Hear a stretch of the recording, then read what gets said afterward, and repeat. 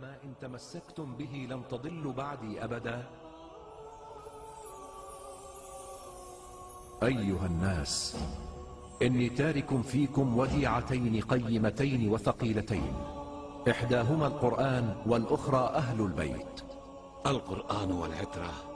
الحق أن البعد عن القرآن وعترتي في يد، وهلاككم في اليد الأخرى.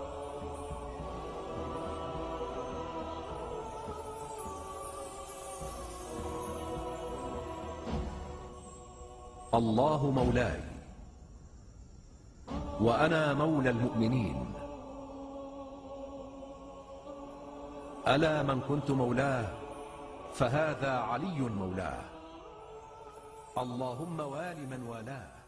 اليوم أكملت لكم دينكم وأتممت عليكم نعمتي ورضيت لكم الإسلام دينا.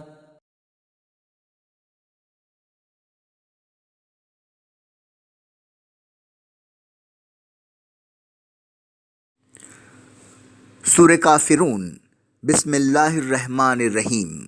قل یا ایھا الکافرون لا اعبد ما تعبدون ولا انتم عابدون ما اعبد ولا انا عابد ما عبدتم ولا انتم عابدون ما اعبد لکم دینکم ولی دین۔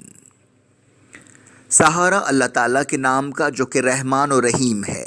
کہہ دو اے کافرو جن کی تم لوگ پوجا کرتے ہو، میں ان کی عبادت نہیں کرتا، اور نہ تم اس کی عبادت کرنے والے ہو جس کی میں کرتا ہوں، اور نہ ہی میں ان کی عبادت کروں گا جن کی تم کرتے ہو، اور نہ تم اس کی عبادت کرنے والے ہو جس کی میں عبادت کرتا ہوں۔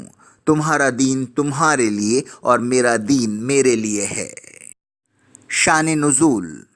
شیخ الطائفہ میں روایت ہے کہ یہ سورہ مشرکین کے ایک گروہ کے بارے میں نازل ہوا۔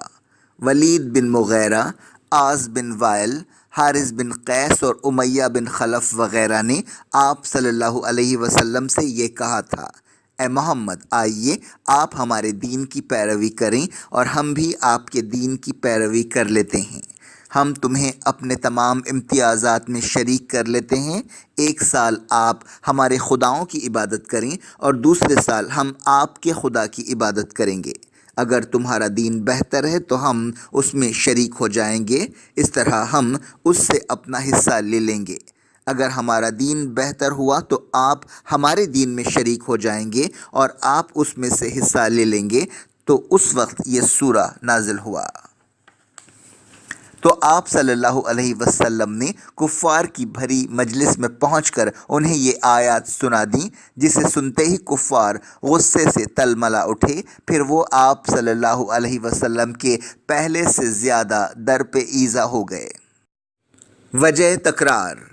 وجہ یہ بیان کی گئی ہے کہ کفار نے اپنا نظریہ تکرار سے پیش کیا تھا، لہٰذا ان کے جواب میں بھی تکرار نازل ہوئی، اور یہ بھی کہا گیا کہ کفار کے انکار شدید کے جواب میں تاکید مزید کے لیے کیا گیا ہے تاکہ انہیں اپنی غلط فہمی کا احساس ہو جائے۔